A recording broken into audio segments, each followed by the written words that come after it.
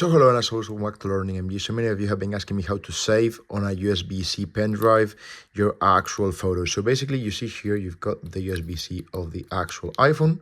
Now you go to photos. Now, for instance, I'm going to show you a photo. This is of an actual berries I've got, and it's pretty much amazing. So you click here to save to files, and here you'll see it automatically opens. But if you go downwards, here you'll see that once you click save to files, it will give you options inside the actual files. Now, how do you find it? Well, you've got downloads on my iPhone and no name, which is my current actual, let's say, device. Okay, as you can see, open when it was open, and the capacity also. So that's how you save it. Now, once you click save, you will automatically save here. These are our videos. We obviously save all the videos on our pen drives.